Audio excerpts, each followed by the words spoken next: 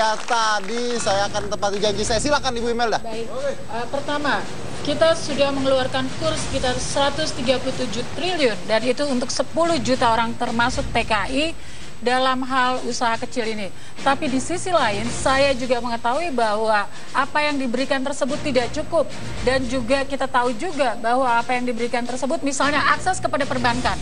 Ya, untuk usaha kecil, untuk perempuan. Bapak, sebentar. Usaha kecil untuk kaum perempuan.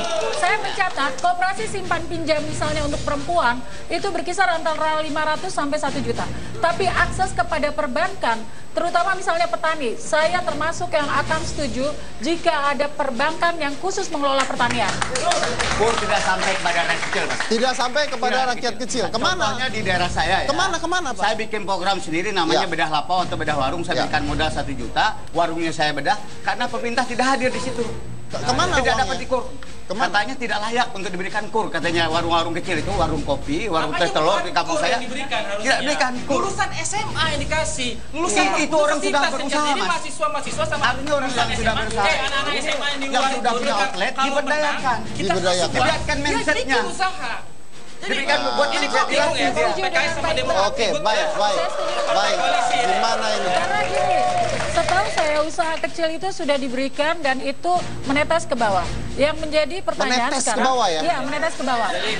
Menetes itu kecil loh, menetes ya. Akses ke perbankan, soal jaminan untuk usaha kecil itu mendapatkan akses ke Makanya perbankan. harus Nah, disosialisasikan. ini yang harus mungkin Pak diubah. Fatul kurang sosialisasi mungkin. Ada kurang sosialisasi kayaknya. Diturunkan Menkominfo. Bukan menteri penerangan, bukan. Itu Bukan. salah itu. Menkonya salah ini. Ya, Menkonya salah bukan menteri penerangan. Silakan Mas Sunario. Kita berdua pinjam masalah itu adanya nggak ada menteri penerangan daerah. Jadi ini saya lucu nih. Kita kembali pada persoalan Iya. dulu. Sebenarnya Ini salah, yang menjadi nggak ngerti dia menteri yang Menko menjadi- itu bukan menteri penerangan. Bukan menteri penerangan. ya, kita kembali pada persoalan buruh dan TKI ini ya, sesuai dengan tema kita. Jadi persoalan buruh sekarang ini sebenarnya pertama dia tidak ada jaminan untuk bekerja selama-lamanya, selama dia itu untuk menjamin keluarganya. Jadi dari PKWT misalnya sifatnya 1 tahun kontrak, 1 tahun kontrak dan kemudian tidak ada Tapi kan Golkar pada saat ini juga ada di pemerintahan. Apa yang dilakukan, Pak? Justru ini kita mengusulkan tema dari Partai Golkar itu membangun dari desa. Membangun dari desa. Makanya kita mensponsori bagaimana undang-undang desa itu diimplementasikan sekarang. Gitu. Outsourcing tidak ada. Dibuat N harus segera diberhenti. Oke. Kami di Partai Gerindra sudah sejak 5 tahun yang lalu menaikkan kontrak dengan masyarakat bahwa kalau kita berjuang, bekerja dan menang, kita akan hapuskan outsourcing itu ya. Dan itu sudah dari tahun 2009. Dari tahun 2009. Sudah dari tahun 2009 ya. Artinya sekarang sudah terjadi gitu. Sudah dilakukan. Dari 2009 kita sudah melakukan itu, Hapuskan menyuarakan itu. outsourcing. Ya, walaupun kenyataannya masih tetap terjadi di lapangan itu. Itu sebenarnya baik. Gimana, persoalan kita Pak Arief? semua sebenarnya. Outsourcing Bukan persoalan dihapus. Gerindra saja. Kita harus hati-hati ya. Kadang-kadang kita butuh juga, Ya, nggak? kita harus hati-hati. Outsourcing itu ada kegunaannya, tapi sekarang cacatnya di Indonesia lebih kepada bagaimana menjaga agar orang yang jadi bagian dari outsourcing itu dilindungi. Nah, itu yang tidak terjadi di sini. Karena sebuah perusahaan atau apapun perusahaan itu pasti akan memerlukan berbagai macam job yang temporal dan tidak perlu permanen. Dan di situ outsourcing harusnya masuk. Tetapi kapan pernah Depdakter kita mengawasi itu semua? Kapan pernah kita diawasi bagaimana 2 tahun sudah lebih terus dipecat begitu aja? Tidak ada pengawasan. Yang kita maksud dihapuskan outsourcing itu adalah yang dia akal-akali oleh perusahaan. Itu yang kita mau hapus. Yang dia akal-akali diperpanjang terus, diperpanjang terus, diperpanjang terus. Itu akal-akalan namanya terhadap undang-undang. Betul-betul diluruskan itu adalah di kalangan BUMN. BUMN sendiri itu masif melaksanakan Oke, outsourcing. baik. Itu Ini dari masalahnya. tadi kita ada lakukan perdebatan, tapi saya ingin tahu ini jadi kesimpulannya apa? Kesimpulannya gimana ini? Iya. Ini programnya apa? Coba. Ya, kesimpulannya balik lagi ke 4 hal tadi. Programnya apa? Programnya kita pertama adalah harus menciptakan lapangan kerja. Lapangan pekerjaan. Ya, lapangan kerja harus cepat luaskan. Terus yang kedua adalah pendidikan. Pendidikan. Pekerjaan juga harus Pekerjaan. kita Silakan. kualitas. Apa solusinya, Pak? Saya Dari kira Anda. yang jelas ya, kalau itu banyak hal yang sama. Lapangan kerja tadi saya sebut juga harus diadakan, harga-harga barang harus dikendalikan supaya inflasi kita tidak terlalu tinggi sehingga ada daya beli. Kemudian ada perlindungan terhadap para pekerja kita di dalam maupun di luar negeri. Dan itu perlindungan itu harus dengan undang-undang yang jelas dan pelaksanaannya gitu. Baik, silakan Mas Arief. Ya, belanja pemerintah harus ditingkatkan untuk hal-hal yang berkaitan belanja pemerintah untuk ditingkatkan untuk yang berkaitan dengan infrastruktur dan segala macam, karena itu akan mencetak lapangan pekerjaan. Kedua, harga atau belanja pemerintah yang sifatnya subsidi energi itu harus pelan-pelan kita turunkan agar kita nggak buang-buang duit.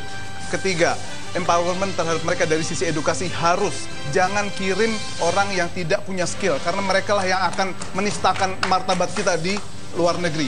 Itu yang ketiga. Yang keempat, pada dasarnya kita harus lindungi mereka. Jangan sampai ada orang KBRI, diplomat kita di sana yang sangat-sangat tidak sensitif sama perilaku majikan di sana. Itu merupakan salah satu hal yang harus dilakukan. Yang pertama, saya kembali pada postur anggaran. Pertumbuhan harus dijaga. Yang kedua, kemudian di dalam postur anggaran itu, jika kita bisa meningkatkan jumlah pembayar pajak kita, maka kemudian kita bisa turunkan pajak yang harus dibayarkan oleh jumlah 20 juta sekarang orang, kemudian di 30 juta orang, maka artinya kita punya anggaran yang jauh lebih besar dari apa yang kita miliki sekarang untuk pembangunan infrastruktur. Kalau infrastruktur kita ada, artinya apa? Kita akan menyerap tenaga kerja kita di Indonesia, ya. Itu yang pertama. Yang kedua, kita punya tenaga kerja asing itu yang akan masuk pada ASEAN 2015 bisa kita tunda dengan kita compete karena tenaga kerja kita, terutama kaum perempuan kita, memiliki skill. Saya pertama, BUMN sebagai etalase dari korporasi di Indonesia itu harus dibebaskan dari outsourcing. Jadi karena hubungan BUMN dengan pekerjaannya itu tidak sekedar kontraktual, tapi hubungannya adalah intinya apa? Outsourcingnya dibuang. Jadi outsourcing harus dihapus. Outsourcing dihapus, berarti sama dengan Anda ya. Silakan Pak Refusam. Saya sepakat APBN kita harus ditingkatkan. Gimana caranya? Harus diambil dari pajak. Makanya kami setuju dulu dengan hak angket mafia pajak. Tapi kami kalah di DPR RI tentang hak angket ini.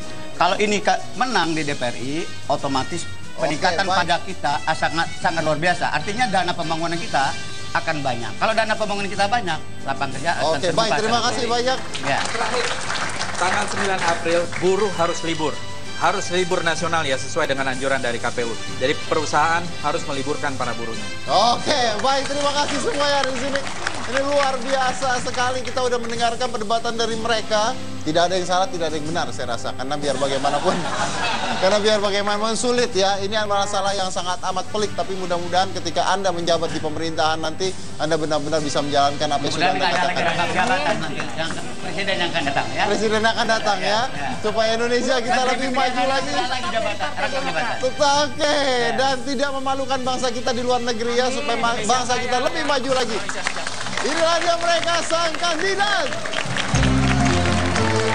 Untukmu yang duduk sambil diskusi, untukmu yang biasa bersafari di sana, di gedung DPR. Wakil rakyat kumpulan orang hebat,